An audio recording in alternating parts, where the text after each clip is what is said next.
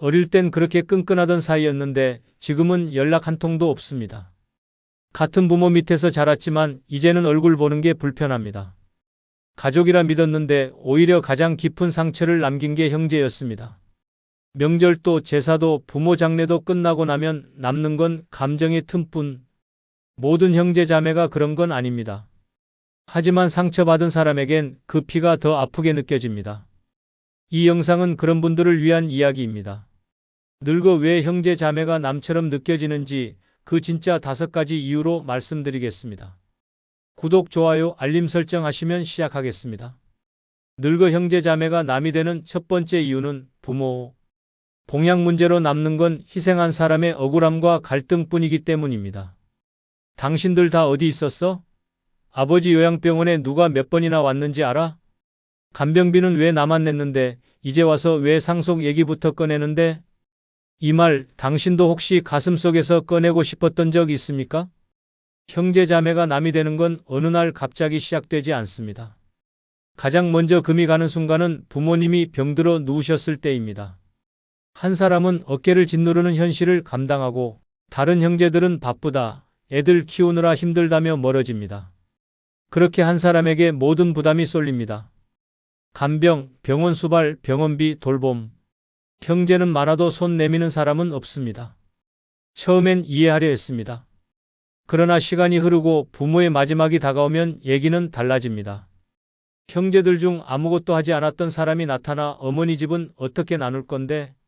라는 말부터 꺼냅니다. 그때부터입니다. 묻어뒀던 분노와 상처가 터져 나옵니다.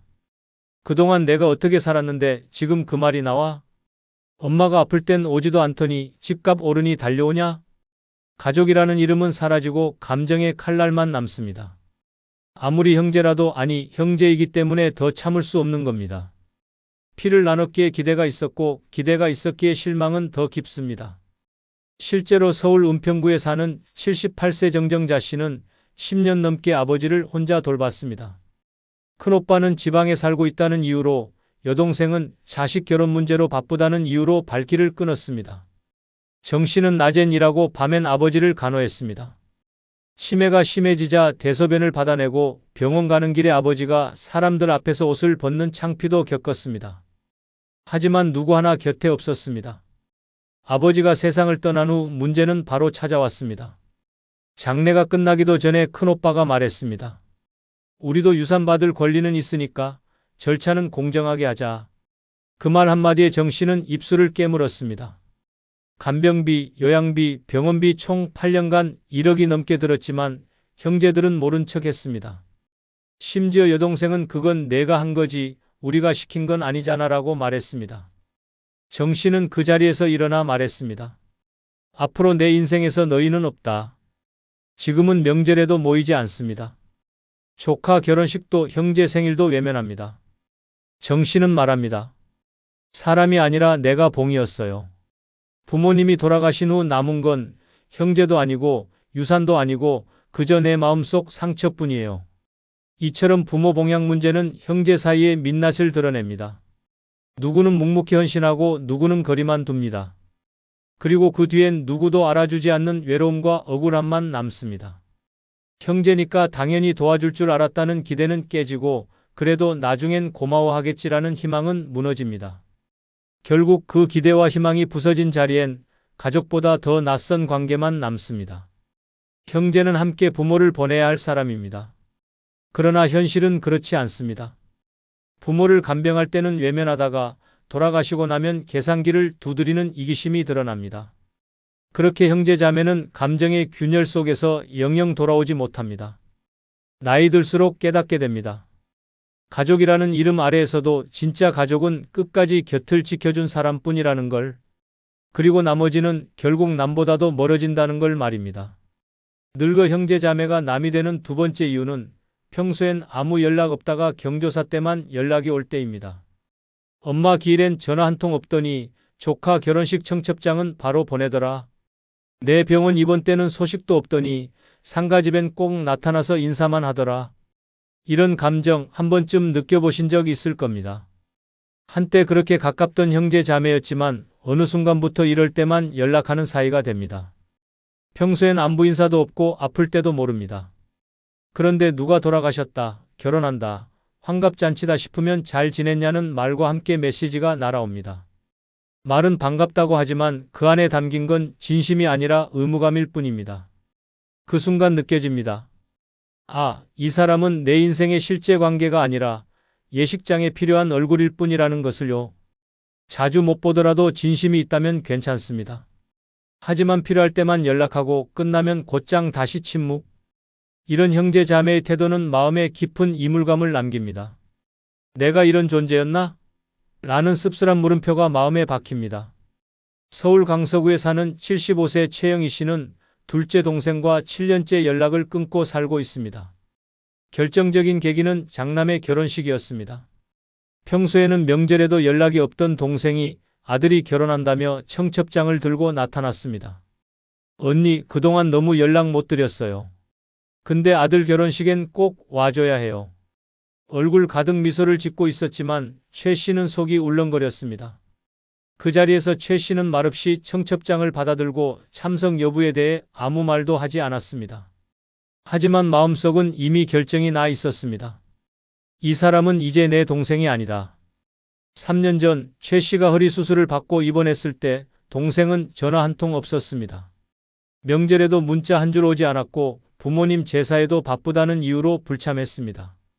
그런데 결혼식은 꼭 와달라는 그 말이 날선 비수처럼 꽂혔습니다. 최 씨는 결국 결혼식에 참석하지 않았고 이후 동생은 연락이 두절됐습니다. 최 씨는 말합니다.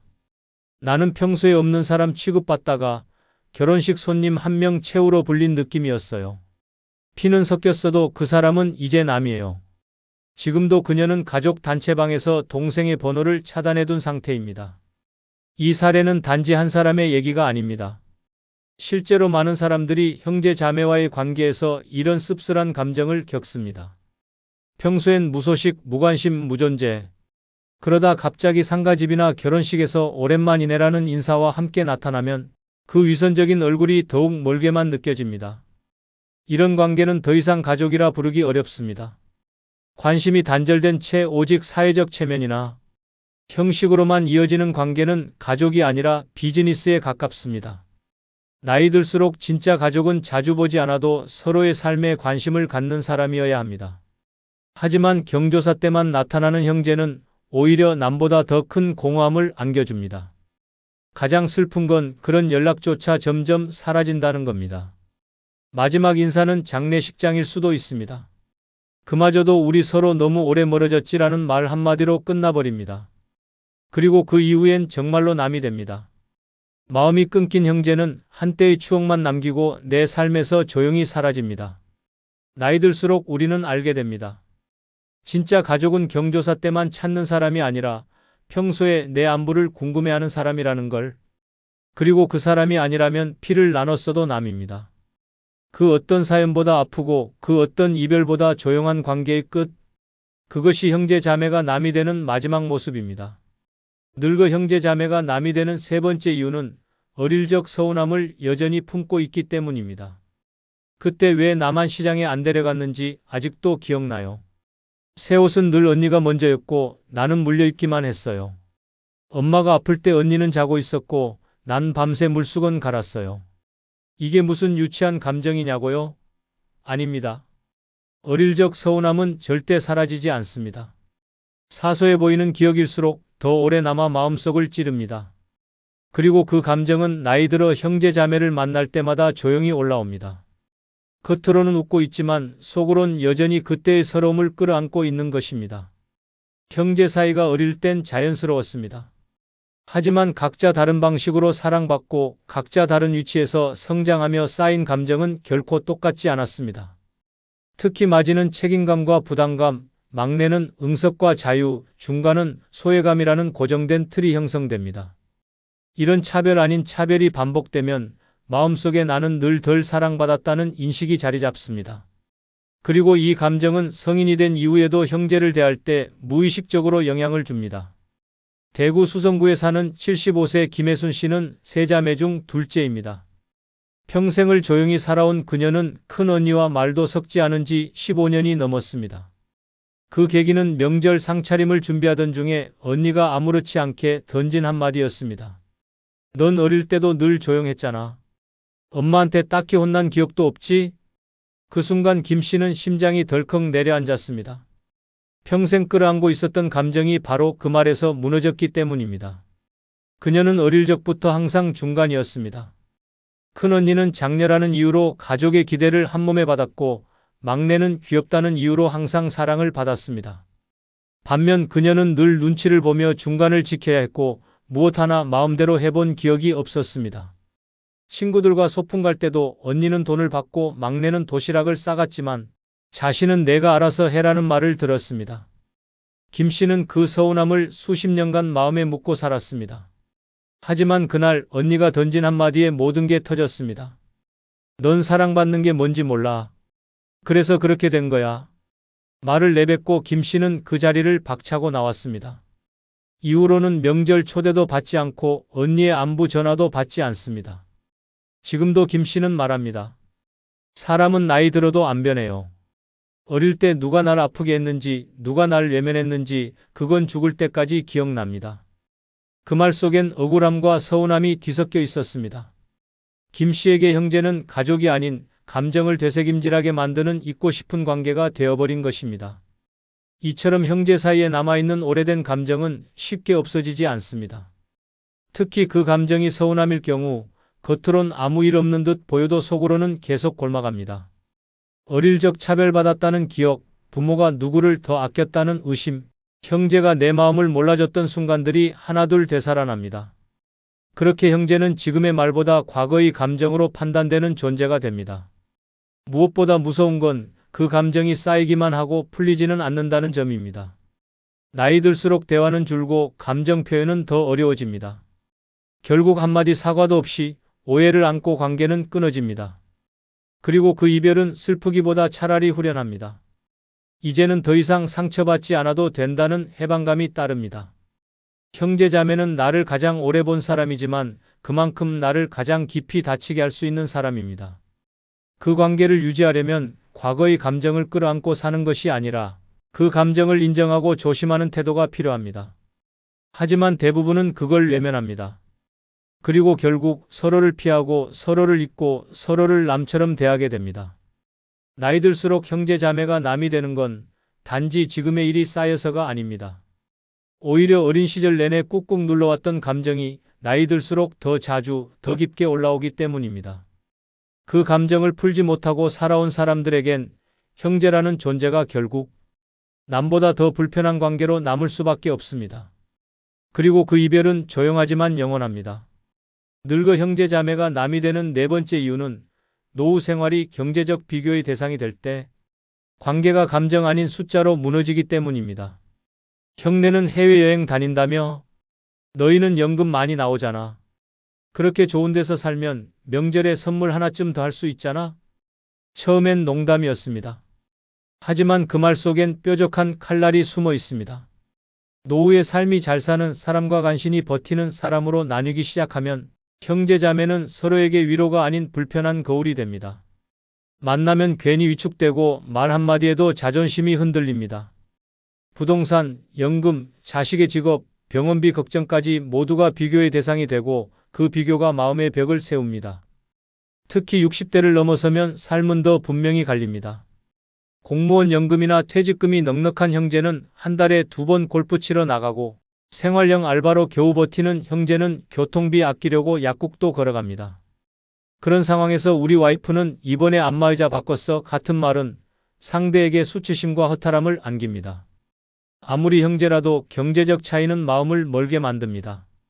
감정이 아니라 숫자가 거리를 결정짓기 때문입니다. 실제로 전라남도 순천에 사는 76세 안재근 씨는 2살 위 형과의 관계를 끊은 지 6년이 지났습니다. 두 사람은 어릴 적부터 친구처럼 지냈고 청년기엔 함께 자취하며 서로의 삶을 응원하던 사이였습니다. 그러나 은퇴 후 모든 게 바뀌었습니다. 형은 공기업에 다니다가 정년 퇴직하며 공무원 연금에 가까운 수준의 월급여를 받았고 안 씨는 자영업 실패로 퇴직금도 없이 65세까지 일하다 겨우 국민연금으로 생계를 이어가고 있었습니다. 차이는 모임에서부터 드러났습니다. 형은 언제나 좋은 옷을 입고 왔고 요즘 골프장에서 바람 쐬니 허리도 안 아프더라며 건강 자랑을 했습니다. 안 씨는 웃으며 들었지만 속은 끓어올랐습니다. 대화의 끝은 늘 요즘 연금도 쥐꼬리라 생활이 빠듯해라는 안 씨의 말, 그리고 그래도 형제끼리 뭔가 도우며 살자는 형의 말이었습니다. 그 말은 늘 부담이었고 빚진 기분이 들었습니다. 결정적인 사건은 명절 때 일어났습니다. 형이 가족 모임에서 아들 이야기를 꺼내며 이렇게 말했습니다. 우리 애는 이번에 벤츠 뽑았대. 그런데 재근이 내 아들은 요즘 뭐해? 그 순간 안 씨는 수저를 내려놓았습니다. 가슴이 찢어지는 기분이었습니다. 그의 아들은 회사를 다녀 구조조정을 당한 후 3년째 백수였고 우울증 약을 복용 중이었습니다. 그걸 알면서도 아니 알기에 일부러 꺼낸 말 같았습니다. 그날 이후 안 씨는 모든 가족 모임을 끊었습니다. 전화도 받지 않았고 형에게 이제 각자의 삶에 집중하자는 문자를 보낸 뒤 차단했습니다. 지금은 조카 결혼식에도 가지 않고 고모 제사도 따로 지냅니다. 형이 날 깎아내렸다는 느낌 아직도 생생합니다. 피는 섞였지만 마음은 다르다는 걸 그날 확실히 알았어요. 이처럼 노후에 드러나는 경제적 격차는 형제 사이의 감정을 잠식합니다. 누구는 여유롭게 요양병원을 고르고 누구는 통장 잔고 보며 진료일을 미룹니다.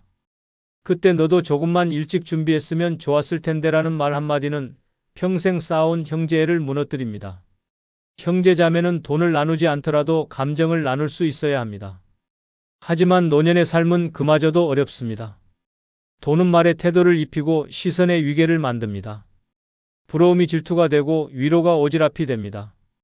결국 같은 피를 나눈 사람이 세상에서 가장 불편한 존재가 됩니다.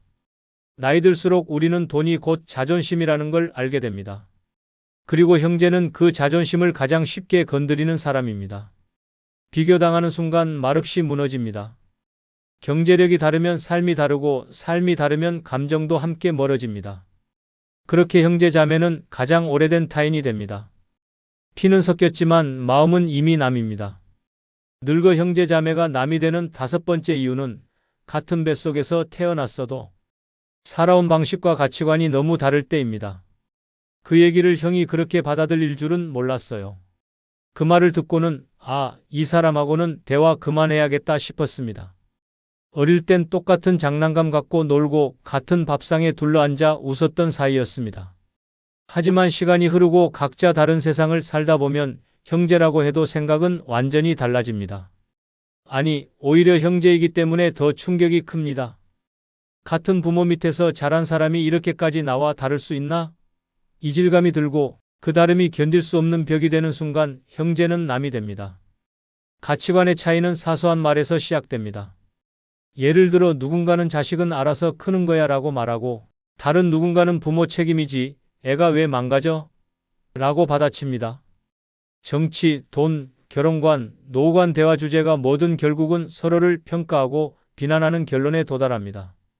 넌 너무 꽉 막혔어. 너야말로 철없는 소리 좀 그만해. 같은 말이 오갈 때 더 이상 형제가 아닙니다. 감정은 다치고 관계는 멈춥니다.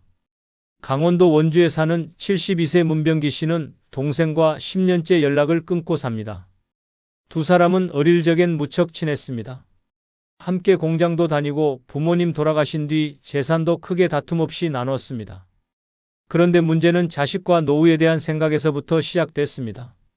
문 씨는 검소하게 살며 자식에게 절대 부담 주지 않는 삶을 선택했고 동생은 반대로 자식이 늙은 부모도 책임져야 한다는 입장이었습니다. 처음엔 의견 차이 정도였습니다. 그런데 어느 날 동생이 말했습니다. 형이 그렇게 살아서 조카들도 형을 안 챙기는 거야. 자식은 부모가 휘어잡아야지.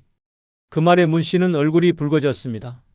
말투, 눈빛, 목소리까지 다 싸늘했습니다. 자식들이 명절에도 연락하지 않는 게 자신의 삶 때문이라는 비난처럼 들렸고 감정은 걷잡을 수 없이 무너졌습니다. 이후로도 자잘한 가치관 충돌은 이어졌습니다. 문 씨는 기초연금을 받으면서도 소박하게 사는 걸 자랑스러워했지만 동생은 늘 그렇게 살아서 뭘 남기겠냐고 비아냥댔습니다. 어느 날 문 씨가 이렇게 말했습니다. 넌 왜 대화가 다 훈수야? 그날 이후 문 씨는 동생의 전화를 받지 않았고 지금까지도 연락은 없습니다. 문 씨는 말합니다. 내가 틀렸는지 맞았는지는 중요하지 않아요. 중요한 건 내 방식대로 살고 싶다는 걸 이해하지 못한 그 사람 태도였어요. 그게 끝이었죠. 이처럼 형제 자매는 가까운 사이지만 가치관이 엇갈리면 가장 멀어진 존재가 됩니다.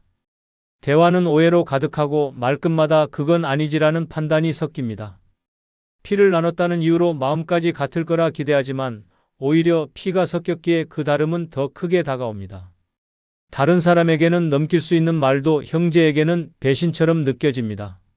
문제는 나이 들수록 생각이 굳어진다는 점입니다.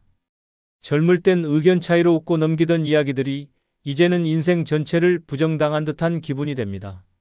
내가 그렇게 생각할 줄은 몰랐어 라는 말은 넌 더 이상 내 편이 아니야 라는 선언이 됩니다. 결국 연락은 줄고 모임도 멀어지고 관계는 점점 사라집니다.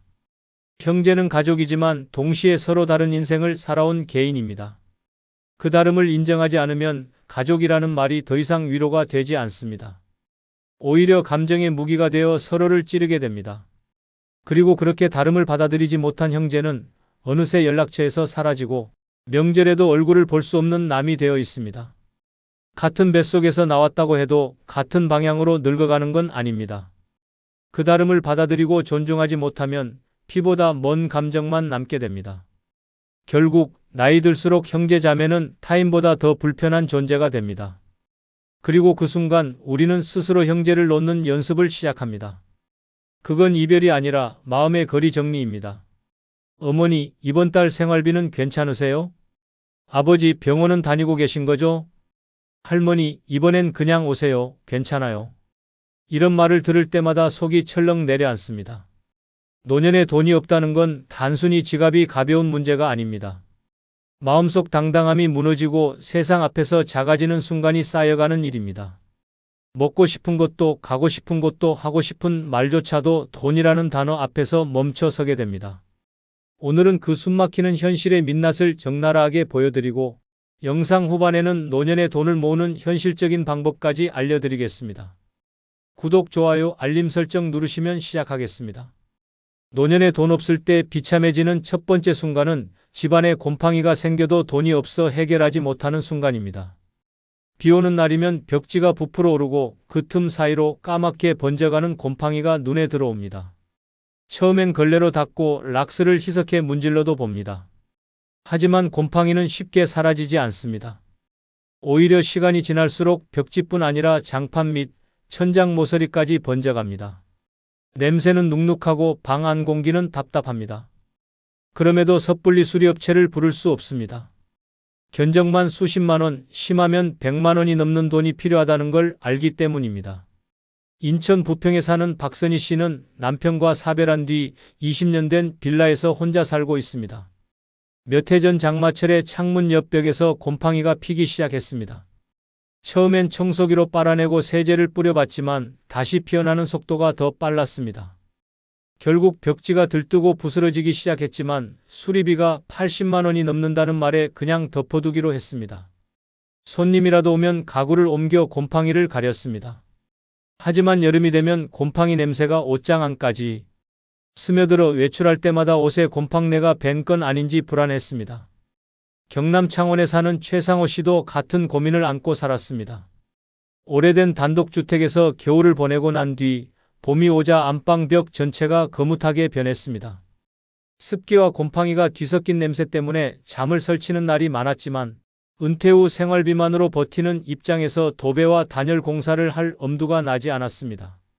한 번은 딸이 손주를 데리고 놀러 오겠다고 했지만 곰팡이 냄새가 심해 집이 좀 어수선하다며 거절했습니다. 손주가 오길 바랐지만 곰팡이 핀 벽 앞에서 웃을 자신이 없었습니다. 전북 군산에 사는 김정자 씨는 곰팡이와의 전쟁을 3년째 이어가고 있습니다. 비가 많이 오던 해 베란다 문틈으로 스며든 물이 거실 장판 밑까지 번졌습니다. 장판을 들춰보니 곰팡이가 이미 시커멓게 자리 잡고 있었습니다. 장판을 교체하려면 최소 50만 원이 든다는 이야기에 그냥 위에 덮개를 깔고 살았습니다. 하지만 곰팡이 냄새는 사라지지 않았습니다. 여름이면 더 심해져 머리가 아프고 기침이 잦아졌습니다. 병원에서 알레르기성 기관지염 진단을 받았지만 의사는 곰팡이 원인을 제거하지 않으면 약만으로는 소용없다고 했습니다. 정자 씨는 약을 먹으며 하루하루 버텼습니다. 이렇게 돈이 없으면 집안의 곰팡이는 단순한 미관 문제가 아니라 건강과 존엄을 위협하는 재앙이 됩니다. 곰팡이 냄새가 스며든 집에서는 친구를 초대할 수 없고 가족마저 부르기 꺼려집니다. 결국 사람과의 관계가 줄고 집안에서의 고립감이 깊어집니다. 벽에 번진 곰팡이를 볼 때마다 이 집이 내 인생의 얼굴 같다는 생각이 들고 마음마저 눅눅해집니다. 돈이 없다는 건 집을 고치지 못하는 불편함만이 아닙니다. 곰팡이처럼 삶에 서서히 번지는 자존심의 상처를 방치하는 일입니다. 단 한 번의 수리비를 마련하지 못해 매일 숨 쉴 때마다 불편함을 느끼고 사람을 피하고 결국 웃음을 잃게 됩니다. 노후에 진짜 필요한 건 번듯한 집이 아니라 곰팡이가 피어도 바로 고칠 수 있는 작은 경제적 여유입니다. 그 여유가 없다면 벽에 번진 곰팡이와 함께 마음속 행복까지 서서히 썩어갑니다. 노년에 돈 없을 때 비참해지는 두 번째 순간은 가장 싼 식재료만 고르며 장보는 순간입니다. 가게 문을 열고 들어서는 순간부터 머릿속 계산기가 미친 듯이 돌아갑니다. 오늘 한 끼를 해결할 예산은 고작 5,000원. 싱싱한 딸기나 잘 숙성된 한우는 아예 시야에서 지웁니다.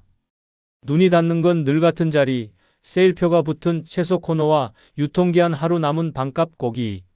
남들은 바구니에 연어, 치즈, 각종 반찬을 풍성하게 담는데 내 손은 시든 시금치 한 단, 찌그러진 달걀, 10일 라면으로만 채워집니다. 계산대 앞에서 결제 금액이 쑥쑥 오르면 심장이 조여듭니다. 이 중에 뭐 하나 내려놔야 하나라는 생각이 목구멍까지 차오릅니다. 경남 창원에 사는 김정순 씨는 남편이 세상을 떠난 뒤 기초연금과 알바비로 생활을 이어왔습니다. 월세와 관리비를 내고 나면 장을 볼 수 있는 돈은 15만 원 남짓. 한 달에 2번 마트에 가는 날은 정순 씨에게 잔인한 날이었습니다. 장바구니에 콩나물, 두부, 물을 담고도 손이 무겁습니다. 무게 때문이 아니라 마음이 무겁습니다. 한 번은 손주가 놀러 온다고 해 오랜만에 삼겹살을 사려고 고기 코너에 섰습니다. 하지만 백지 가격표를 보는 순간 발걸음이 얼어붙었습니다. 대신 1,800원짜리 닭봉을 들고 스스로 위로했습니다. 양념 잘하면 맛있게 먹을 거야. 손주가 와서 고기를 찾았지만 밥상 위엔 닭볶음과 콩나물국이 전부였습니다. 할머니, 고기 없어?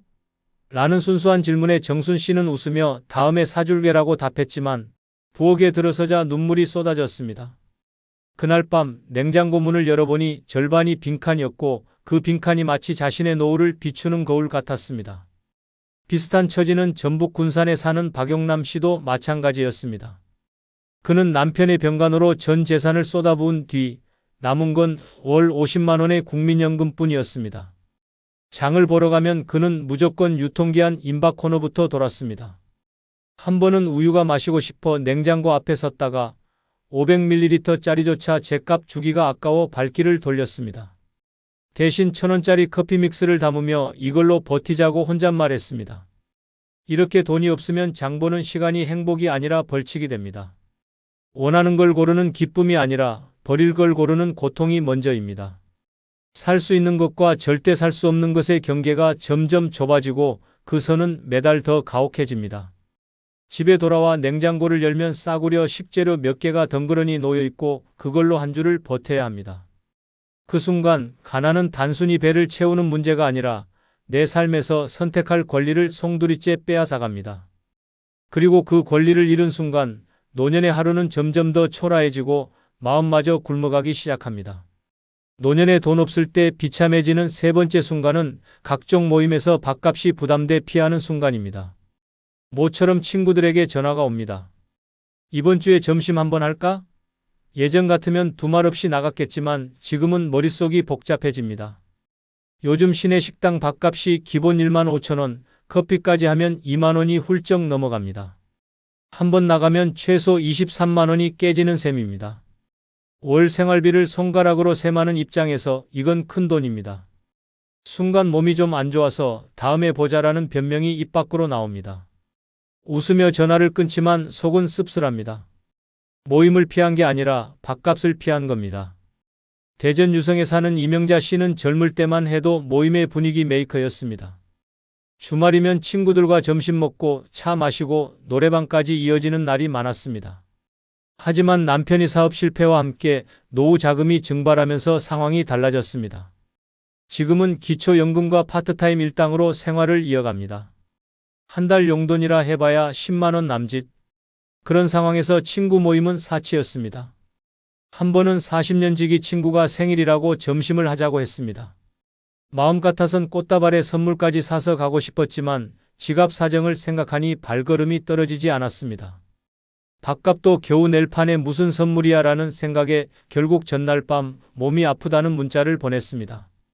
친구는 괜찮아, 다음에 보자라고 답했지만 그 이후로 연락이 뜸해졌습니다. 명자 씨는 한동안 휴대폰 벨소리가 울릴 때마다 가슴이 철렁 내려앉았습니다. 혹시 또 모임 초대일까봐? 서울 송파에 사는 박태수 씨도 비슷한 경험을 했습니다. 은퇴 후 매달 모이던 동호회가 있었습니다. 한 달에 한 번 점심 모임이었지만 장소가 늘 호텔 뷔페나 유명 한정식집이었습니다. 1인 3만 원 이상은 기본, 거기에 회비까지 얹히니 모임 하루가 지나면 지갑이 텅 비었습니다.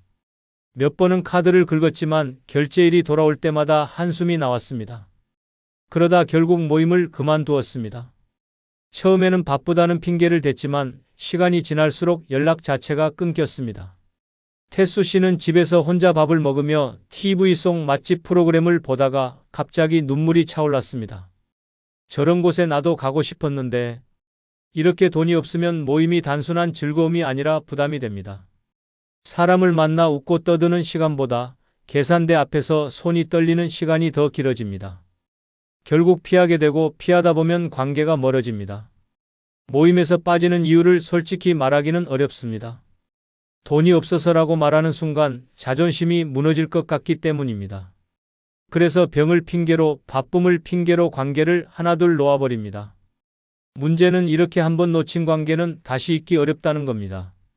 사람들은 시간이 지나면 새로운 인연을 만들고 모임에서 사라진 사람은 잊혀집니다. 결국 집안에 혼자 남아 TV나 스마트폰 속 세상만 바라보게 됩니다. 그 외로움은 배고픔보다 더 깊고 오래갑니다. 노년에 돈 없을 때 비참해지는 네 번째 순간은 친구들과 즐거운 여행을 가도 마음속엔 돈 걱정으로 근심할 때입니다. 버스 창밖으로 바다가 보이고 친구들 웃음소리가 들립니다. 겉으론 같이 웃지만 속은 복잡합니다. 숙박비, 식사비, 기념품값까지 계산기를 머릿속에서 돌리느라 풍경이 눈에 들어오지 않습니다. 마트 장바구니를 고를 때처럼 여행에서도 이건 사도 되나? 다음 끼니는 어떻게 줄이지? 라는 생각이 그림자처럼 따라붙습니다. 다른 사람들은 여유롭게 카페에서 커피를 마시지만 나는 물만 마시며 웃는 신용을 합니다. 사진 속 표정은 즐거워 보여도 그 웃음 뒤에는 돌아가면 통장이 얼마나 남을까라는 불안이 숨어 있습니다. 부산에 사는 김영숙 씨는 평생 아끼며 살다 처음으로 친구들과 2박 3일 제주 여행을 떠났습니다. 비행기표부터 숙소까지 모두 친구들이 추천하는 대로 예약됐습니다. 출발 전부터 영숙 씨는 이번 달 연금으로는 빠듯하니 다음 달 공과금은 조금 미뤄야겠다는 계산을 하고 있었습니다. 여행 첫날 친구들이 흑돼지 식당으로 향했지만 메뉴판 가격을 보는 순간 속이 철렁 내려앉았습니다. 1인분에 2만 원이 넘는 가격. 웃으며 난 고기 많이 못 먹으라며 밥만 주문했지만 속으론 이 돈이면 집에서 10끼를 먹겠다는 생각이 들었습니다. 둘째 날엔 올레길을 걸으며 기념품 가게에 들렀습니다. 친구들이 하나둘 지갑을 꺼내 예쁜 스카프와 특산품을 샀습니다. 영숙 씨도 손에 들었다가 가격표를 보고 조용히 내려놓았습니다. 집 많아져서 안 사라는 말로 웃어넘겼지만 그 순간 친구와의 대화가 멀어지는 느낌이 들었습니다. 여행 마지막 날 공항 카페에서 친구들이 커피를 주문할 때도 영숙 씨는 배가 안 고프다며 자리를 지켰습니다. 하지만 돌아오는 비행기 안에서 문득 이런 생각이 들었습니다. 내가 이 여행에서 진짜 얻은 게 뭐지? 추억? 아니야, 불안뿐이야. 경기 파주에 사는 최병호 씨도 비슷한 경험을 했습니다. 은퇴 후 첫 친구들과의 해외여행이었습니다. 모두가 오래 기다린 여행이라 들뜬 분위기였지만 병호 씨의 머릿속은 환율이 올랐는데 이번 달 생활비로 버틸 수 있을까라는 생각으로 가득했습니다. 현지 식당에서 친구들이 해산물 플래터를 시킬 때 그는 배가 불러서라며 작은 샐러드 하나만 시켰습니다. 관광지 입장료가 예상보다 비싸자 난 여기 전에 와봤어 라고 둘러대며 호텔로 돌아왔습니다. 그날 밤 호텔 방에서 혼자 편의점에서 산 컵라면을 먹으며 밖에서 들려오는 친구들의 웃음소리를 들었습니다. 그 순간 그는 깨달았습니다. 나는 여행을 온 게 아니라 돈 걱정하러 온 거구나. 이렇게 돈이 없으면 여행이 즐거움이 아니라 불안의 연속이 됩니다. 바다와 산, 새로운 음식과 문화보다 먼저 눈에 들어오는 건 가격표입니다. 여행 중에도 마음 한편이 무겁고 귀국 후엔 카드 명세서를 보는 순간 또다시 한숨이 나옵니다. 여행의 추억보다 돈이 빠져나간 장면만 선명하게 남습니다. 결국 이런 여행은 마음의 휴식이 아니라 또 다른 스트레스가 됩니다. 노년에 돈 없을 때 비참해지는 다섯 번째 순간은 연금날만 손꼽아 기다리는 순간입니다. 달력 위 빨간 동그라미 하나에 온 인생이 매달 매달려 있습니다. 다른 날들은 무의미하게 흘러가지만 연금이 들어오는 그 하루만이 유일하게 숨이 트이는 날입니다. 그 전까지는 병원 가는 것도 미루고 고등어 한 마리 사 먹는 것도 미루고 심지어 전기요금도 일부러 늦게 냅니다. 연금날이 다가오면 마음은 설레는 게 아니라 초조해집니다. 들어오는 돈보다 나갈 돈이 훨씬 많다는 걸 너무 잘 알기 때문입니다.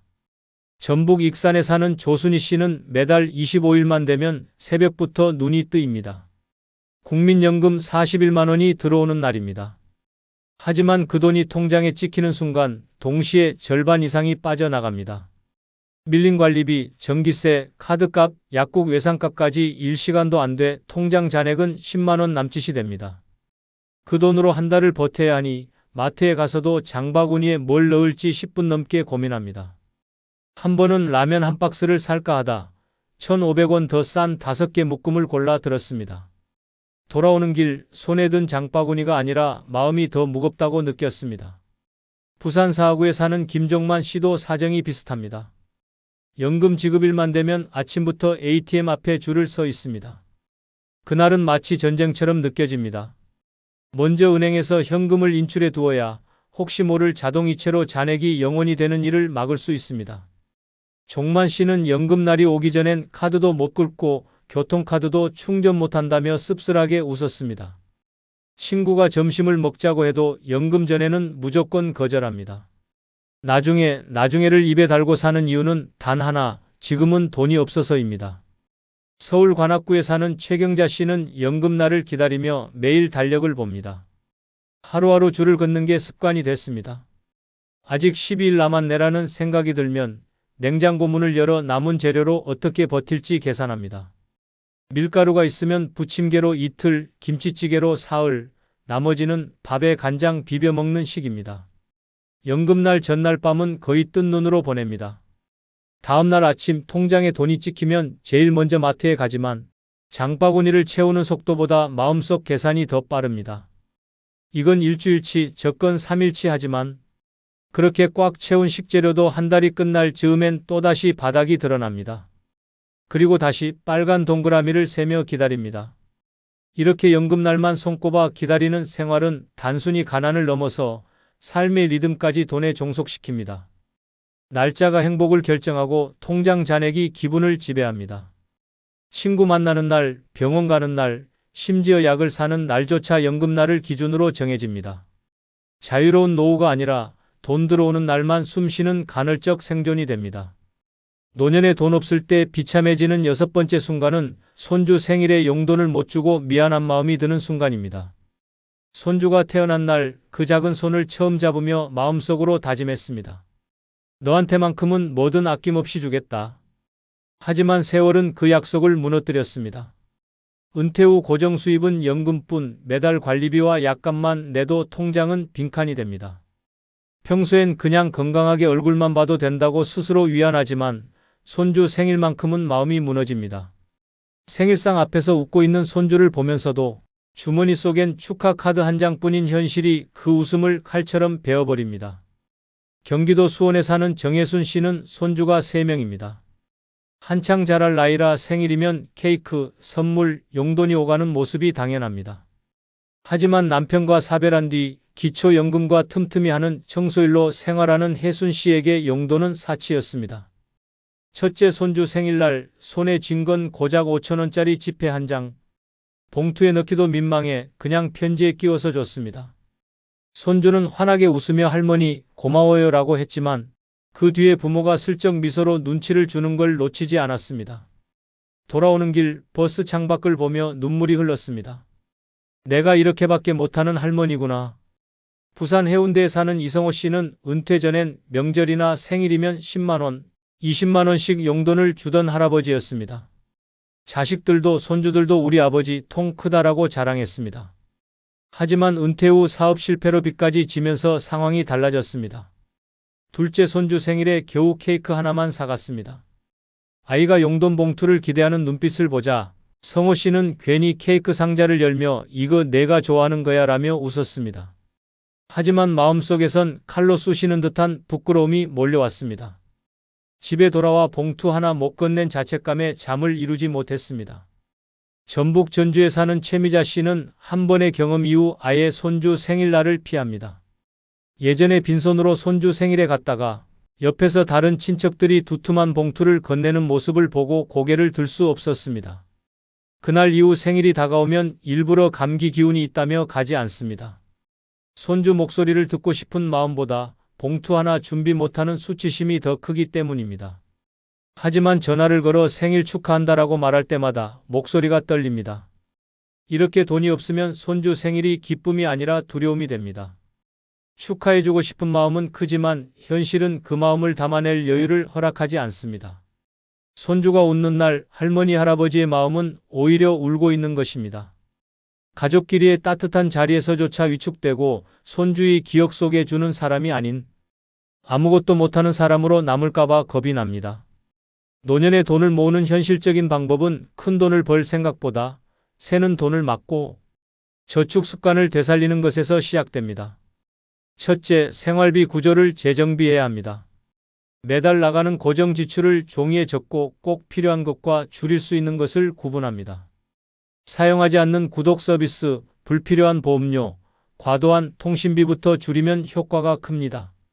이렇게 절약한 금액은 반드시 따로 모아야 합니다. 작은 돈이라도 저축 통장으로 옮겨두면 쌓이는 속도가 다릅니다. 둘째, 꾸준한 저축을 습관화하는 것입니다. 금액이 적어도 상관없습니다. 하루 1,000원, 한 달 3만 원이라도 손대지 않는 통장에 자동 이체를 걸어두면 의식하지 않아도 돈이 모입니다. 저축의 핵심은 금액이 아니라 계속 유지하는 힘입니다. 셋째, 현금 흐름을 만드는 방법을 찾으십시오. 건강이 허락한다면 가벼운 아르바이트나 재능을 살린 소일거리를 하세요. 도보 택배 배달, 카드 배송 업무 등 나이에 맞는 일은 의외로 많습니다. 고정 수입이 한 줄 더 생기면 저축 속도가 빨라집니다. 넷째, 받을 수 있는 연금과 복지 혜택을 최대한 활용하세요. 기초연금, 주거급여, 건강보험 감면 등은 신청만 해도 생활비를 줄여주고 그만큼 저축 여유를 만듭니다. 마지막으로 소비 습관을 바꾸는 것이 중요합니다. 충동구매 대신 3일 고민법을 쓰고 장을 볼 땐 필요한 목록만 들고 가며 전략한 금액은 곧바로 저축 계좌로 옮기는 습관을 만드십시오. 노년에 돈을 모은다는 건 단순히 전략이 아니라 전략한 돈을 반드시 저축으로 연결시키는 생활 방식입니다.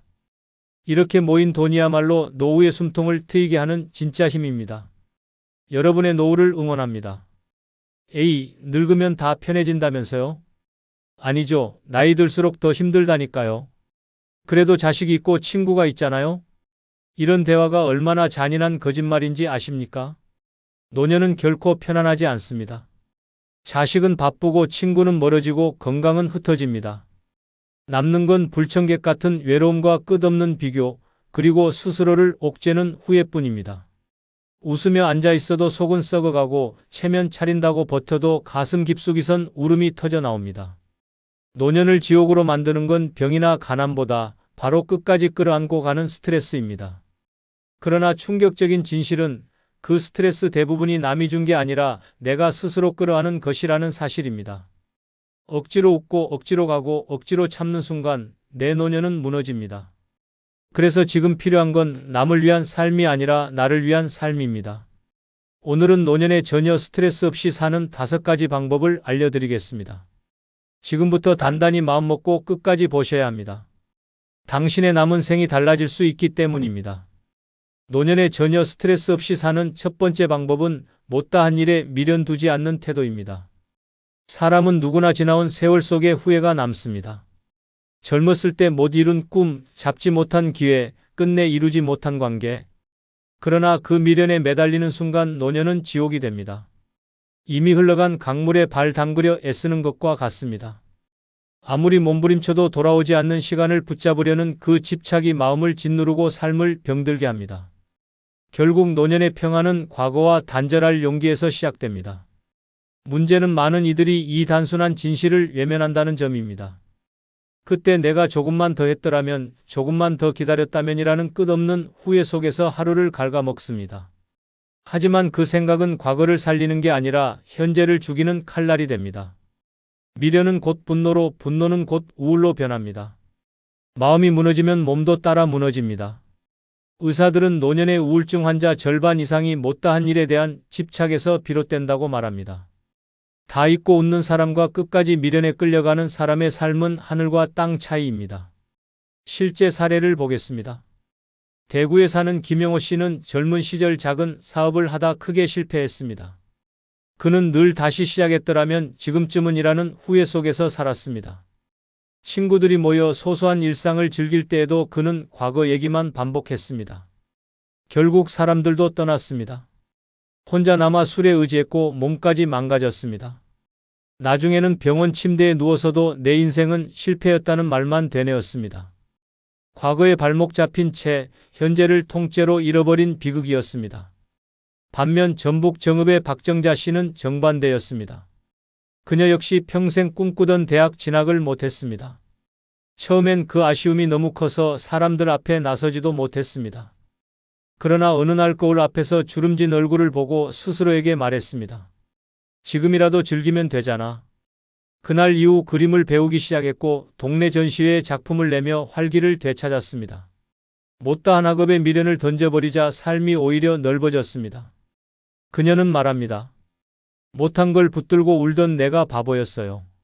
지금은 하루가 선물 같습니다. 이 두 사례는 잔인할 만큼 분명한 메시지를 줍니다.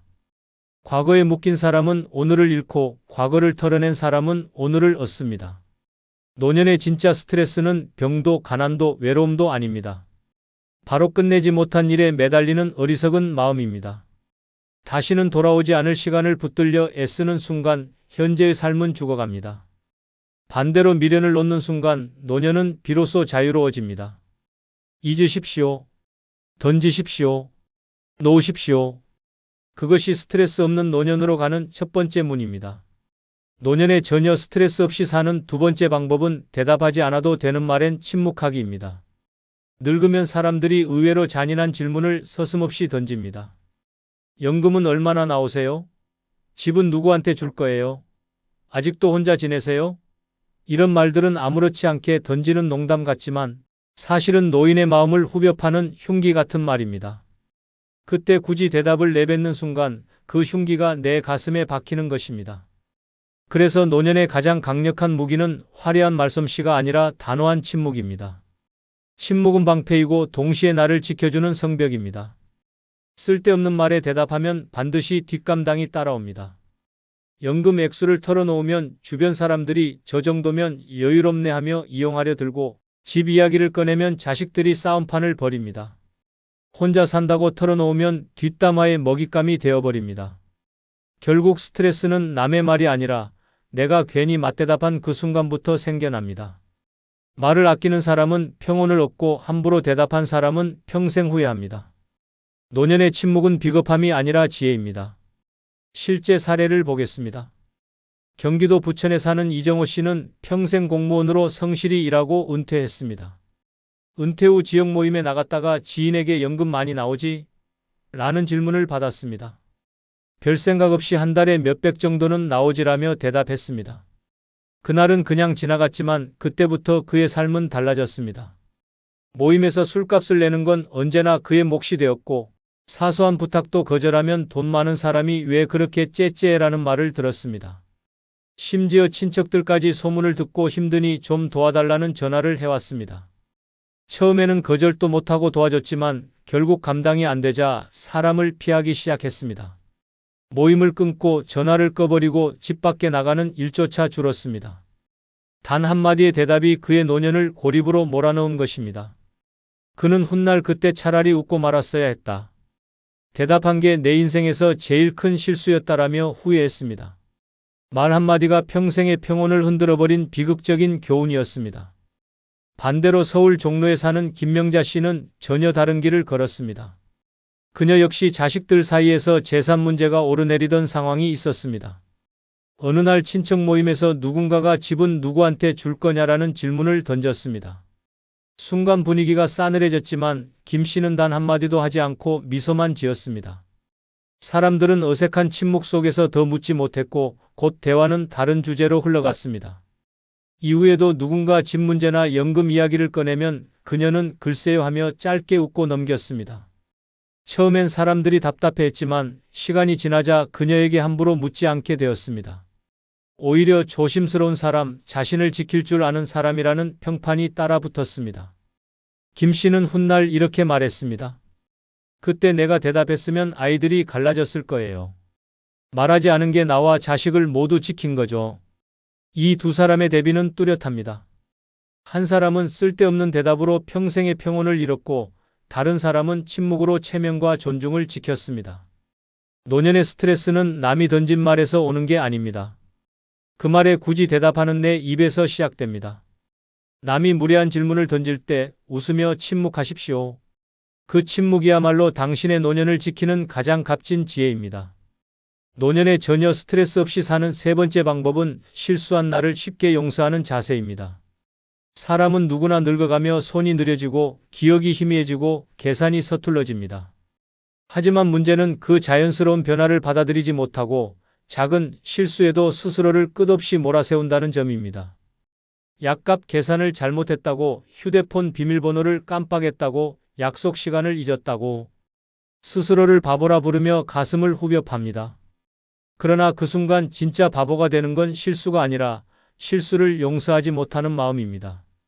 노년의 스트레스는 세상이 주는 게 아니라 내가 만든다는 사실을 인정해야 합니다. 실수를 두려워하는 사람일수록 늙을수록 지옥을 맛봅니다. 병원 접수대에서 카드 비밀번호를 잘못 눌렀다고 얼굴이 붉어지고 손주 이름을 헷갈렸다고 집에 돌아와 며칠씩 괴로워합니다. 이 작은 일들이 쌓여 마음에 독이 되고 결국 자존감을 무너뜨립니다. 나이 먹으니 쓸모없는 존재다라는 자책이 가슴을 짓누르면 삶 전체가 고통으로 변합니다. 하지만 한번 크게 웃으며 넘기는 순간 실수는 오히려 노년을 유연하게 만드는 선물이 됩니다. 스스로를 용서하는 사람은 결국 남도 용서할 수 있고 그렇게 마음은 가벼워집니다. 그러나 많은 노인들은 여전히 젊은 시절의 완벽주의에 갇혀 있습니다. 늘 잘해야 한다는 강박, 실수하면 무능하다는 착각이 평생을 괴롭힙니다.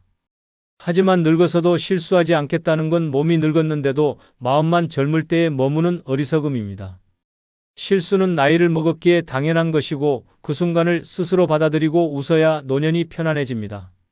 실제 사례를 보겠습니다. 경남 창원에 사는 김석준 씨는 은퇴 후 마트 계산대에서 종종 돈을 잘못 냈습니다. 5,000원짜리를 내야 하는데 10,000원을 내고 거스름돈을 못 챙긴 적도 많았습니다. 집에 돌아와선 그 일 때문에 밥맛을 잃고 며칠 밤을 뒤척이며 내가 왜 이렇게 됐을까라는 자책에 시달렸습니다.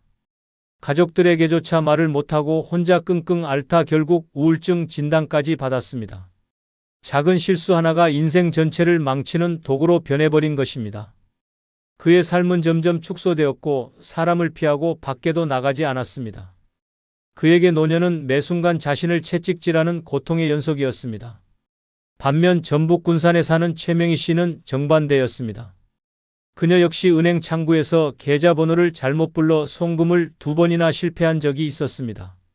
창구 직원이 난처해 하는 눈빛을 보냈을 때 대부분의 노인이라면 얼굴이 화끈거려 자책했을 겁니다. 하지만 최 씨는 오히려 웃으며 말했습니다. 나이 드니 숫자도 장난치네. 한 번 더 기회 주셔야겠네요. 주변은 웃음바다가 되었고 그녀 자신도 오히려 기분이 가벼워졌습니다. 이후에도 작은 실수가 있을 때마다 그녀는 내 나이가 증명하는 귀여운 에피소드라며 웃고 넘겼습니다. 덕분에 그녀는 어디서든 당당했고 사람들도 그런 그녀를 존중했습니다. 스스로를 용서하는 태도가 삶을 얼마나 가볍게 만드는지를 보여준 대표적인 사례입니다. 또 다른 사례도 있습니다. 대전에서 홀로 사는 이은자 씨는 손주 생일에 케이크를 예약하면서 날짜를 잘못 적어 두었습니다. 막상 손주 생일날 케이크가 없다는 사실을 알게 되자 눈앞이 캄캄해졌습니다. 손주는 울고 며느리는 당황했습니다. 이 씨는 그날 밤 집에 돌아와 내가 이제 아무것도 제대로 못하는구나라며 스스로를 몰아붙였습니다. 며칠 동안 밥도 먹지 않고 전화도 받지 않았습니다. 결국 병원에 실려가야 했습니다. 한 번의 단순한 예약 실수가 그녀의 마음을 무너뜨린 것입니다. 반대로 부산에 사는 유정자 씨는 똑같은 상황에서 완전히 달랐습니다. 손주 생일날 케이크를 예약했지만 날짜를 잘못 잡아 케이크가 없었습니다. 순간 며느리가 놀란 눈으로 쳐다봤지만 유 씨는 태연하게 웃으며 말했습니다. 오늘은 케이크 대신 할머니표 잡채 먹는 날이다. 손주는 금세 웃음을 되찾았고 가족들도 함께 식탁에 앉아 즐거운 시간을 보냈습니다. 그날은 오히려 평생 기억에 남는 추억이 되었습니다. 실수를 허용한 그녀의 마음가짐이 온 가족의 분위기를 바꿔놓은 것입니다. 이 사례들은 무서운 진실을 보여줍니다. 같은 실수라도 자책에 빠지면 병이 되고 용서하면 웃음이 됩니다. 노년의 가장 큰 스트레스는 남이 주는 게 아니라 스스로에게 너무 가혹한 마음에서 비롯됩니다. 늙었기에 당연한 실수를 허용하고 스스로를 가볍게 용서할 수 있는 태도. 그것이 노년을 평온하게 만드는 강력한 힘입니다. 실수한 나를 용서하는 순간 세상도 나를 용서하고 삶은 훨씬 가벼워집니다. 노년에 전혀 스트레스 없이 사는 네 번째 방법은 마음이 안 가는 곳엔 가지 않기입니다. 늙으면 이상하게도 사람들이 억지로 끌려다니는 자리가 많아집니다. 친척 모임, 동창회, 경조사, 심지어는 별 의미 없는 동네 회식까지 가기 싫어도 체면 때문에, 관계 유지 때문에 억지로 나가 앉아 있으면 뭐가 남습니까? 돌아오는 건 피로와 씁쓸함 뿐입니다. 말 한마디 잘못 들어 마음이 무너지고 남과 비교당하며 자존심이 찢기고 돈까지 흘려보내며 허탈해집니다. 마음이 안 가는 자리에 앉아있는 그 순간 내 노년은 도둑맞고 있는 것입니다. 특히 무례한 사람들이 있는 자리라면 그건 독약입니다. 아직도 일 안 해요? 집은 누구한테 줄 거예요? 손주는 몇 명이에요? 이런 질문이 농담처럼 쏟아지고 그 속엔 은근한 비웃음이 섞여 있습니다. 대답하는 순간 상처가 되고 침묵해도 마음은 갈기갈기 찢깁니다. 그 자리에 가서 웃는 얼굴 뒤에 숨는 순간 내 안의 존엄은 무너집니다. 노년의 가장 큰 스트레스는 이런 억지 자리에 스스로 몸을 던지는 데서 비롯됩니다. 남들이 뭐라 하든 나를 무시하든 이제는 내 마음이 편한 게 기준이 되어야 합니다. 많은 노인들이 여전히 착각합니다. 안 가면 무례하지 않을까? 관계가 끊기면 어쩌지? 하지만 냉정하게 말해. 내가 가든 안 가든 그들은 크게 상관하지 않습니다. 오히려 가서 앉아 있으면 평가받고 비교당하며 더 큰 상처만 남습니다. 노년의 스트레스를 줄이는 가장 단순하고 강력한 방법은 바로 내 마음이 가는 곳만 선택하는 것입니다. 억지로 앉아있는 그 자리에 내 남은 시간이 녹아내리고 있다는 사실을 잊지 말아야 합니다. 실제 사례를 보겠습니다. 충남 천안에 사는 이영수 씨는 동창회에 늘 억지로 나갔습니다. 젊었을 때는 서로의 안부를 묻고 웃음꽃을 피우던 자리였지만 나이 들어 다시 모인 동창회는 잔혹한 비교의 장이었습니다. 누군가는 자식이 의사라며 자랑하고 또 다른 이는 손주 자랑을 늘어놓았습니다. 돈이 없고 자식마저 멀리 떠난 이 씨는 그 속에서 그저 조용히 웃는 척할 뿐이었습니다. 하지만 집에 돌아오면 가슴이 찢어지는 듯한 허무함이 몰려왔습니다. 나는 왜 이 모임에 갔을까라는 후회가 매번 따라왔습니다. 결국 그는 몇 달 뒤 건강이 악화됐고 의사는 정신적인 스트레스가 몸을 더 해치고 있다라고 말했습니다. 억지로 앉아있던 그 시간이 그의 몸과 마음을 갉아먹은 것입니다. 반면 광주에 사는 최선희 씨는 달랐습니다. 그녀도 친척 모임에 불려다니며 늘 피곤했습니다. 특히 명절 때마다 들려오는 아직도 혼자 지내냐는 질문과 돈은 얼마나 모았냐는 대화는 그녀를 올가매는 쇠사슬이었습니다. 어느 날 그녀는 결심했습니다. 더는 억지로 가지 않겠다고. 그의 설날 그녀는 혼자 집에서 떡국을 끓여 먹고 좋아하는 영화 두 편을 연달아 보며 보냈습니다. 주변은 처음엔 수군거렸습니다. 왜 안 왔냐 서운하다는 말도 들었습니다. 그러나 시간이 지나자 사람들은 그녀를 존중하기 시작했습니다. 오히려 저희는 자기 삶을 지킬 줄 안다라는 말까지 따라 붙었습니다. 최 씨는 그때 비로소 깨달았습니다. 마음이 안 가는 자리를 피한 것이야말로 내 삶을 지키는 가장 큰 용기라는 것을 말입니다. 이 두 사례는 너무도 분명한 교훈을 줍니다. 남의 시선 때문에 억지로 끌려다닌 사람은 결국 병들었고 자신의 마음을 기준으로 선택한 사람은 자유로워졌습니다. 노년의 진짜 스트레스는 병도 돈도 외로움도 아닙니다. 바로 내가 가기 싫은 자리에 스스로 앉아있는 그 순간입니다. 내 남은 인생은 남들이 아니라 나를 위해 쓰여야 합니다. 그러니 마음이 가지 않는 곳에는 단호히 가지 마십시오. 그 선택 하나가 당신의 노년을 지옥에서 천국으로 바꿔놓습니다. 노년에 전혀 스트레스 없이 사는 다섯 번째 방법은 불편한 부탁엔 정중히 거절하기입니다. 나이 들수록 주변은 은근히 노인을 만만하게 봅니다. 이 정도는 해주시죠라며 시간을 요구하고 잠깐 도와주세요라는 말로 체력을 쏟게 합니다. 더 충격적인 건 가족이나 가까운 지인들마저 그런 부탁을 아무렇지 않게 한다는 점입니다. 손주를 매일 맡아달라거나 돈을 잠깐 빌려달라는 말, 병원에 데려다 달라는 사소한 부탁까지. 문제는 그 부탁을 거절하지 못해 결국 내 삶이 무너진다는 것입니다. 거절하지 못하는 사람은 결국 착취당합니다. 한 번 들어주면 당연한 일이 되고 두 번 들어주면 의무가 됩니다. 그러다 어느 순간 나의 시간과 체력, 심지어 돈까지 빼앗기게 됩니다. 그러면서도 속으로는 내가 왜 이 고생을 하나라는 분노가 끓어오릅니다. 그러나 이미 늦었습니다. 내가 거절하지 못해 만든 굴레에 갇혀버린 것입니다. 결국 노년의 가장 큰 스트레스는 외부에서 오는 게 아니라 내 입에서 싫다라는 두 글자를 삼킨 그 순간부터 시작됩니다. 거절은 불화가 아니라 존엄을 지키는 방법입니다. 정중히 그러나 단호하게 미안하지만 힘들다라고 말하는 것이 오히려 상대에게도 명확한 선을 그어줍니다. 늙은 몸과 마음을 희생해가며 남의 요구를 다 들어주는 건 미덕이 아니라 어리석음입니다. 노년을 망치는 가장 잔인한 적은 남의 부탁이 아니라 그 부탁을 무조건 받아들이는 나의 태도입니다. 실제 사례를 보겠습니다. 경북 구미에 사는 윤상호 씨는 퇴직 후 손주들을 자주 봐주곤 했습니다. 처음에는 일주일에 한두 번이었지만 며느리가 맞벌이를 시작하면서 거의 매일 손주를 맡게 되었습니다. 아침부터 밤까지 아이를 돌보느라 허리는 휘고 무릎은 망가졌습니다. 병원에서 쉬라는 말을 들었지만 차마 못하겠다라는 말을 입 밖에 내지 못했습니다.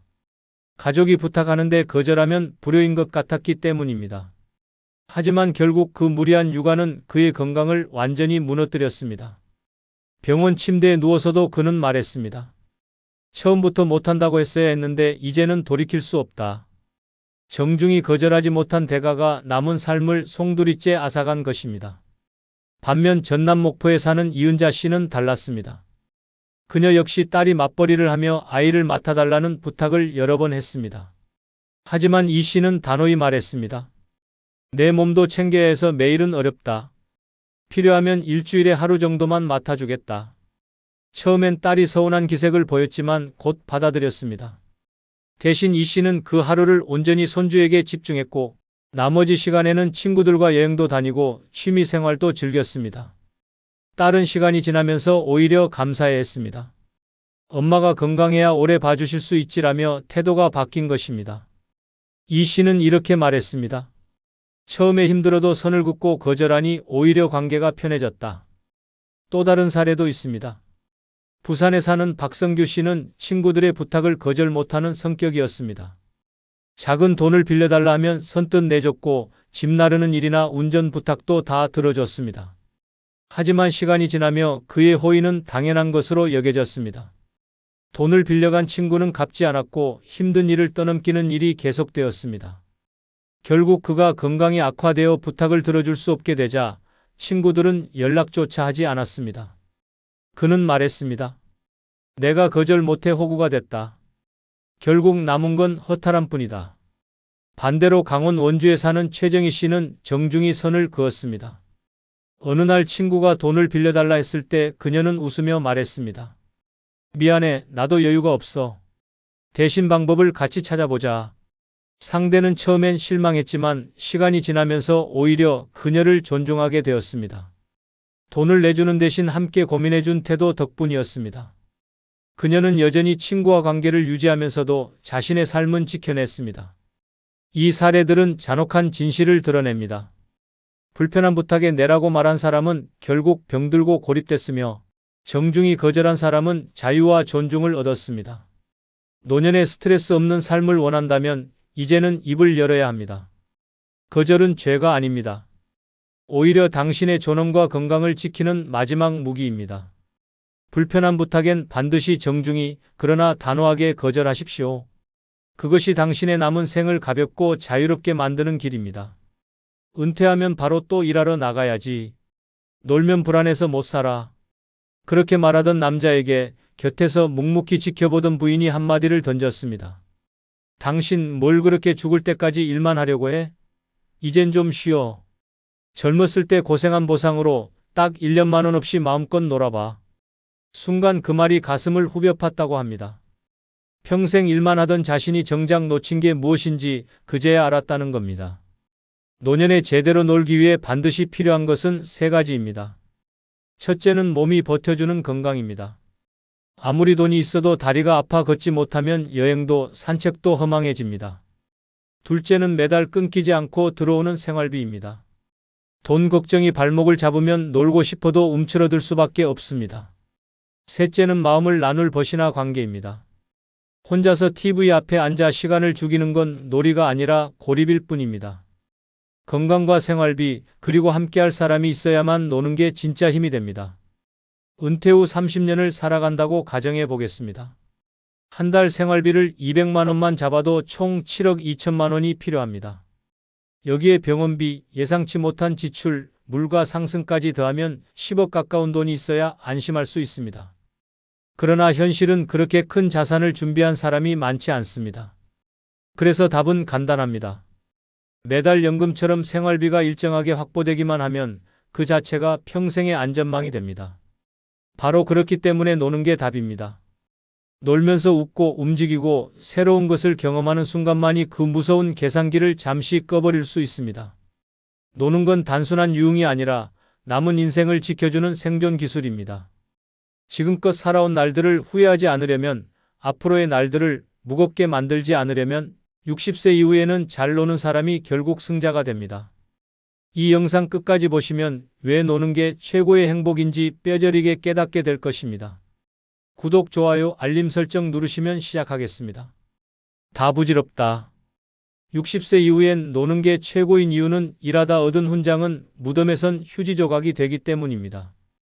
강원도 원주에 살던 73세 오상규 씨는 평생 철도공사에서 일하며 근면 성실의 대명사로 불렸습니다. 국토발전 공로로 표창장을 받았고 정년퇴직 때는 많은 사람이 박수 속에 떠밀려 나왔습니다. 거실 장식장엔 각종 훈장과 감사패가 빼곡히 놓여 있었고 그는 한동안 그것이 자랑스러웠습니다. 그러나 시간이 지나자 그 훈장들은 먼지에 덮였고 자식들은 거들떠보지도 않았습니다. 아내가 세상을 떠나고 혼자가 된 뒤 그는 매일 그 훈장들을 바라보다가 한숨만 내쉬었습니다.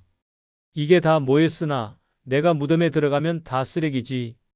결국 그는 병상에서 홀로 생을 마감했고 장례식장에서 그의 훈장은 아무 의미도 없었습니다. 자식들조차 버릴지 말지 고민하다가 결국 창고 구석에 던져버렸습니다. 이것이 냉혹한 현실입니다. 평생을 갈아 넣어 받은 훈장과 표창은 결국 종이 조각에 불과합니다. 무덤 속에 들어가면 그 훈장은 당신을 따라오지도 않고 당신의 외로움이나 고통을 달래주지도 못합니다. 살아있는 동안 단 하루라도 웃고 즐겼던 시간이 더 값집니다. 사람들과 어울려 소풍 가서 찍은 사진 한 장, 손주와 함께한 놀이공원에서의 웃음소리, 친구와 술잔을 기울이며 나눈 농담이 결국은 훈장보다 100배, 1000배 값진 흔적으로 남습니다. 노년의 비극은 바로 여기에 있습니다. 사람들은 훈장을 인생의 보람이라 착각하지만 정작 본인은 죽음 앞에서 그것이 휴지 조각임을 깨닫습니다. 남들 앞에선 대단해 보였지만 마지막 순간에 자신을 지켜주는 건 웃으며 놀던 기억뿐입니다. 놀지 못한 인생은 화려한 훈장을 품에 안고도 허무하게 사라집니다. 오상규 씨와 달리 은퇴 후 바로 노는 법을 배운 사람도 있습니다. 서울에 사는 68세 장영희 씨는 퇴직 후 각종 위원회 활동이나 명예직 제안들을 거절했습니다. 대신 여행을 다니고 친구들과 자주 만나며 하루하루를 즐겼습니다. 주변에서 남들처럼 훈장이라도 하나 받아놔야지라며 손가락질했지만 그녀는 개의치 않았습니다. 죽을 때 가져갈 건 훈장이 아니라 내 웃음이야 라고 말했습니다. 지금 그녀의 얼굴은 빛나고 삶은 여전히 활기찹니다. 다 부질없습니다. 평생의 훈장은 결국 무덤에선 휴지 조각으로 끝납니다. 하지만 노는 건 다릅니다. 남겨진 사진 속 웃음, 가슴 속에 새겨진 추억, 떠올릴 때마다 힘이 되는 시간들은 무덤조차 지워버리지 못합니다. 그래서 60세 이후에는 더 많이 놀아야 합니다. 그것이야말로 마지막까지 내 삶을 지켜주는 유일한 훈장이자 사라지지 않는 진짜 영광입니다. 다 부질없다. 60세 이후엔 노는 게 최고인 이유는 돈은 썩어도 추억은 썩지 않기 때문입니다. 서울 마포에 사는 67세 장정순 씨는 평생 은행 창구에서 일하며 돈을 모으는데 모든 시간을 바쳤습니다. 남들처럼 여행도 제대로 못 가고 주말마다 쉴 새 없이 근무를 이어가며 자식 교육비와 집 대출금을 갚느라 인생을 흘려보냈습니다. 그러나 정작 퇴직을 하고 나니 통장에 쌓여있던 돈은 생각보다 빨리 줄어들었습니다. 병원비, 생활비, 각종 관리비가 쉴 새 없이 빠져나갔고 남은 숫자는 점점 줄어드는 데 반해 마음의 허무함은 더 커졌습니다. 돈을 쥐고 있으면서도 불안했고 하루하루는 고독했습니다. 그때 그는 문득 깨달았습니다. 돈은 결국 내 손에서 떠나가지만 내가 웃으며 만든 추억은 절대 사라지지 않는다는 단순한 진리였습니다. 그날 이후 장 씨는 인생을 정반대로 살기 시작했습니다. 매주 동네 공원에서 배드민턴을 치며 웃고 떠들었고 한 달에 한 번은 친구들과 도시락을 챙겨 강변으로 소풍을 나갔습니다. 남들이 보기엔 하찮고 가벼운 일처럼 보였지만 정 씨에겐 그것이 삶의 중심이 되었습니다. 한때는 퇴직금을 더 아껴야 한다며 시장 통닭 한 마리조차 망설였던 사람이었지만 지금은 친구들과 나눠 먹으며 깔깔 웃는 그 시간이 가장 큰 행복이었습니다. 누군가는 그 나이에 노는 게 무슨 의미냐, 돈을 아껴야 한다고 말했지만 정 씨의 얼굴에는 오히려 젊은 날보다 더 환한 미소가 피어났습니다. 돈은 결국 병원비와 세금으로 흘러가지만 친구와 함께 뛰던 공원의 바람, 해질 무렵 강변을 걷던 그 기억은 절대 썩지 않았습니다. 사실 돈은 언제든지 무너질 수 있습니다. 주식은 폭락하고 부동산은 하루아침에 반토막이 납니다. 아무리 꽉 움켜진 재산도 죽음 앞에서는 결국 남의 손에 넘어갑니다. 하지만 60세 이후에 쌓은 웃음과 추억은 병상에서도 외로움 속에서도 나를 지탱해주는 살아있는 재산입니다. 즐겁게 놀며 만든 기억은 은행 잔고보다 오래가고 이자보다 강력한 힘을 발휘합니다. 혼자 있을 때도 떠올리면 미소 짓게 만들고 몸이 아플 때도 마음을 살려내는 약이 됩니다. 그래서 60세 이후에는 돈을 붙잡으려 애쓰는 대신 기회가 있을 때마다 놀고 웃으며 추억을 남기는 것이 최고의 선택입니다. 돈은 썩고 사라지지만 추억은 절대 썩지 않습니다. 결국 마지막 순간까지 우리를 지켜주는 건 숫자가 아니라 내가 웃으며 살았던 그 시간들입니다. 노년을 살아가는 진짜 지혜는 놀며 추억을 쌓는 데 있습니다. 그것이야말로 남은 생을 버티게 하는 단 하나의 힘입니다. 다 부질없다. 60세 이후엔 노는 게 최고인 이유는 노는 게 결국 인생의 마지막 선물이기 때문입니다. 대전에서 사는 72세 최명자 씨는 평생을 오로지 가족을 위해서만 살았습니다. 20살간 넘자마자 남편과 결혼해 생계를 책임졌고 새벽 5시면 분식집 불을 켜고 밤늦게 가게 셔터를 내리며 하루를 마쳤습니다. 여름휴가 한 번, 명절 외출 한 번도 마음 편히 못 해봤습니다. 자식들 학원비, 대학 등록금, 결혼 비용을 마련하느라 본인은 시장에서 파는 옷 한 벌 제대로 사 입지 못했습니다. 그렇게 평생을 모으고 또 모았지만 정작 남은 건 무릎 관절염, 허리 디스크, 그리고 흩어져 사는 자식들 뿐이었습니다. 퇴직 후 첫 몇 달은 막막했습니다. 돈은 남아 있었지만 어디에도 쓸 용기가 없었습니다. 괜히 나갔다 돈이라도 쓰면 불안해졌고 남편과 사별한 빈방은 적막하기만 했습니다. 내가 이 나이에 뭘 즐기겠어, 이제는 아껴야지 하며 하루 종일 TV만 바라보던 그녀의 눈은 점점 어두워졌습니다. 그러던 어느 날 동네 경로당에서 알게 된 친구들이 소풍을 가자며 손을 잡아 끌었습니다. 2만 원만 내면 버스 타고 근교 계곡에 다녀올 수 있다 했습니다. 처음엔 사치라고 생각해 망설였지만 결국 따라 나선 그 하루가 그녀의 인생을 바꿨습니다. 버스 안에서 들려오는 트로트 노래에 사람들이 박수를 치고 누군가는 마이크를 잡아 노래를 부르자 최 씨는 어느새 눈물이 핑 돌았습니다. 내가 이렇게 웃은 게 언제였더라. 계곡에 도착해 맨발을 담그고 친구들과 도시락을 나눠 먹던 순간 그녀는 가슴 깊이 다짐했습니다. 이게 내게 주는 마지막 선물이구나. 이제라도 놀아야겠다. 그날 이후 최 씨의 삶은 달라졌습니다. 주말마다 친구들과 근교 여행을 다니고 평일에는 탁구 동호회에 나가 땀을 흘렸습니다. 하루에 한 번은 꼭 웃겠다는 마음으로 살아가자 우울했던 표정이 사라지고 주변 사람들도 요즘 얼굴이 좋아졌다는 말을 해주었습니다. 최 씨는 말합니다. 돈은 결국 남의 손에 가요. 내가 죽으면 자식들한테 가거나 병원비로 다 빠져나가겠죠. 그런데 내가 놀면서 만든 추억은 아무도 못 가져가요. 그건 내 거예요. 마지막까지 나를 살려주는 건 돈이 아니라 내가 웃으며 만든 기억이에요. 그녀는 지금도 사진첩을 꺼내 친구들과 갔던 여행 사진을 보며 말합니다. 이 한 장이 통장 잔고보다 훨씬 값진 거야. 돈은 숫자일 뿐이지만 이 순간은 영원히 내 가슴에 남아 있거든. 노년을 무너뜨리는 건 돈이 부족해서가 아닙니다. 마음속에 웃었던 흔적이 스스로에게 준 선물이 하나도 남아있지 않을 때가 진짜 비극입니다. 하루하루가 고통으로만 채워지고 병원 진료 카드만 쌓여갈 때 삶은 끝없는 무덤 속으로 추락합니다. 그러나 놀며 남긴 추억이 있는 사람은 다릅니다.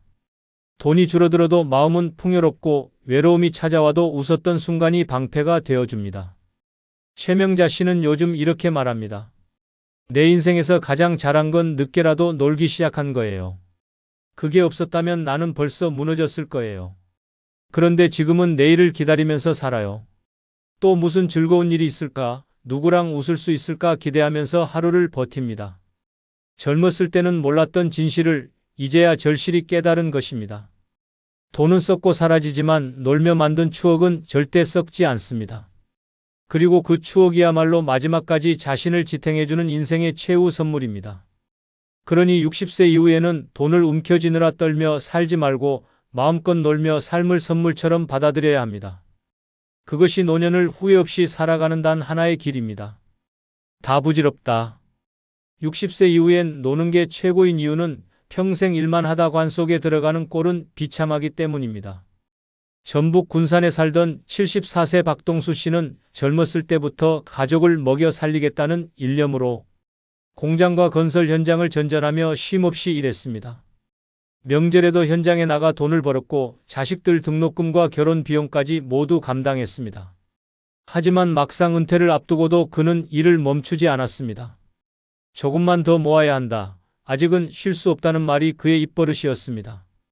그렇게 하루도 쉬지 않고 살아왔던 그는 결국 작업장에서 쓰러졌고 가족 품에 돌아오지도 못한 채 병원에서 숨을 거두었습니다. 그의 장례식에서 자식들은 눈물을 흘리며 말했습니다. 아버지는 평생 일만 하다 가셨어요. 정작 본인을 위해 산 시간이 단 하루도 없었습니다. 죽기 직전까지 일만 하다 관 속에 들어가는 인생, 이것만큼 처절한 비극은 없습니다.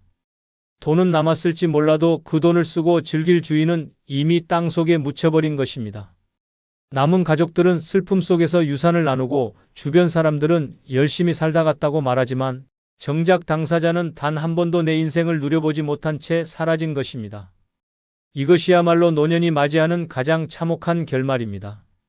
일만 하며 산다고 인생이 보장되지 않습니다. 아껴 모은 돈은 병원비로 흘러가고 자식에게 넘어가거나 세상으로 흩어집니다.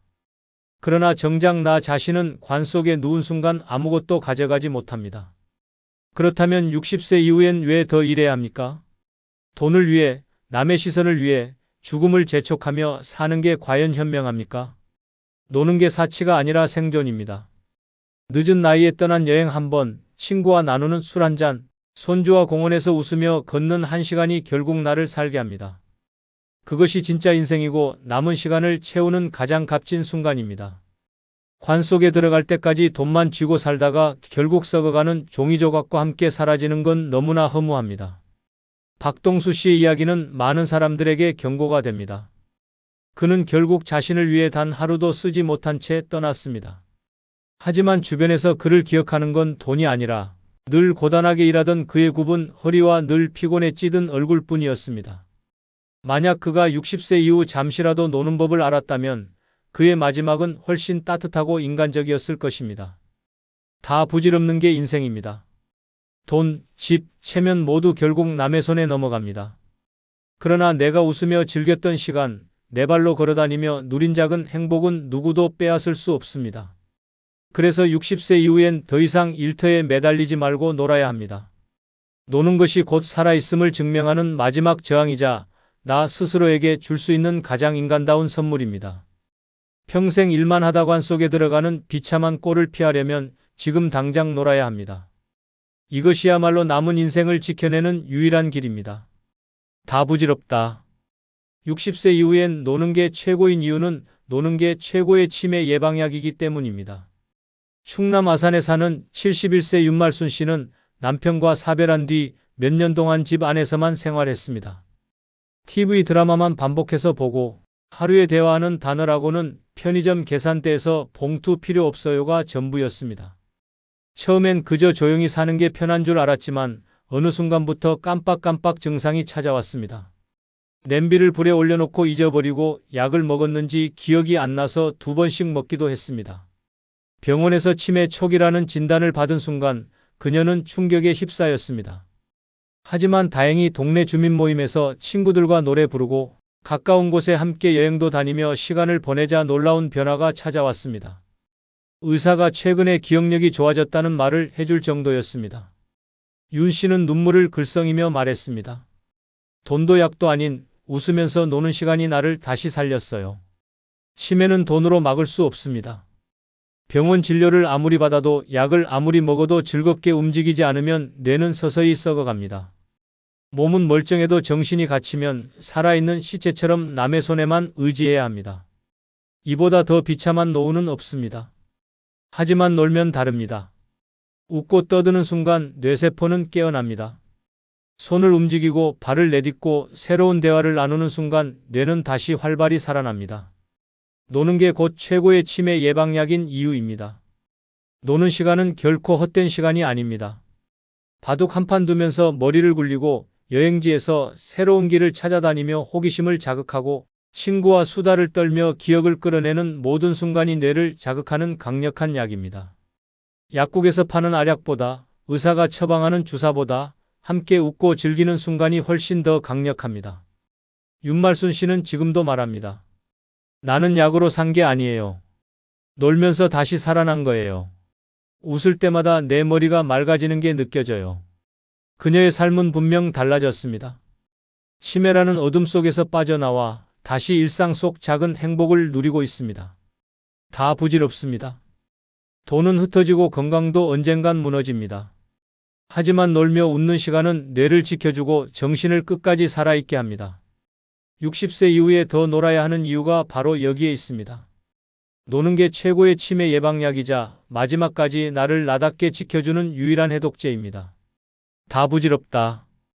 60세 이후엔 노는 게 최고인 이유는 남들 불행할 때 웃는 게 진짜 승리이기 때문입니다. 인천에 사는 69세 이정호 씨는 한때 누구보다 성실하게 살아온 사람입니다. 남보다 더 일찍 출근하고 남보다 늦게 퇴근하며 돈을 모으고 자식들을 키워냈습니다. 그런데 은퇴 후 그가 본 건 잔인한 현실이었습니다. 오랜 직장 동료들은 연금이 부족해 하루 벌어 하루를 연명했고 친구들은 자식 문제와 병원비로 얼굴이 늘 어두웠습니다. 모임에 나가면 한숨과 푸념만 가득했습니다. 그러나 이 씨는 달랐습니다. 그는 일찌감치 돈보다 웃음을 선택했고 60세 이후에는 일하지 않고 놀며 살기로 했습니다. 친구들이 너 돈 다 쓰면 어쩌려고 그러냐라고 혀를 찼지만 그는 대답했습니다. 내가 오늘 웃었으면 그게 이긴 거야. 그리고 놀라운 일이 벌어졌습니다. 함께 일하던 동료들은 집안 문제로 병원과 법원을 오가며 초라하게 늙어가고 있을 때 이 씨는 매일 아침 낚시를 나가고 친구들과 여행을 다니며 웃음으로 하루를 채웠습니다. 10년이 지나자 차이가 극명하게 드러났습니다. 그는 얼굴이 환했고 여전히 웃음소리를 냈습니다. 반대로 남들 대부분은 병원 대기실에 줄을 서고 자식 문제로 마음이 찢기며 고통에 시달리고 있었습니다. 이 씨는 마음속으로 이렇게 중얼거렸습니다. 남들이 무너질 때 내가 웃고 있으면 그게 진짜 승리지. 나는 이겼다. 노년의 진짜 승부는 돈이나 지위가 아닙니다. 그건 이미 젊을 때 끝난 게임입니다. 남보다 오래 살고 남보다 많이 쌓는 게 승리가 아니라 남들이 한숨 쉴 때 웃고 남들이 주저앉을 때 즐겁게 노는 사람이 결국 승리자입니다. 돈만 움켜쥔 사람은 병원비로 다 쏟아내고 체면에 매달린 사람은 무너질 때 더 큰 수치를 당합니다. 하지만 놀며 웃는 사람은 다릅니다. 불행이 쏟아져도 웃음으로 버티고 외로움이 몰려와도 웃음으로 물리칩니다. 이정호 씨는 지금도 모임에 나가면 친구들에게 말합니다. 나처럼 놀아라. 울면서 늙지 말고 웃으면서 늙어라. 그래야 이기는 거다. 친구들은 처음엔 비웃었지만 점점 그의 얼굴에서 답을 보게 됐습니다. 건강검진 결과도 좋고 삶의 활력도 넘쳤습니다. 반대로 돈만 붙잡고 살던 사람들은 병과 외로움에 갇혀 있었습니다. 다 부질없습니다. 돈, 자식, 체면 다 무너질 때가 옵니다. 하지만 남들 불행할 때도 꿋꿋이 웃을 수 있는 힘을 가진 사람, 놀면서 웃는 법을 아는 사람이 마지막에 웃습니다. 그 웃음이야말로 진짜 승리의 증거입니다. 그래서 60세 이후엔 더 놀아야 합니다. 노는 게 결국 남들 불행 속에서도 나를 지켜주는 방패이고 나를 승리자로 만드는 무기이기 때문입니다.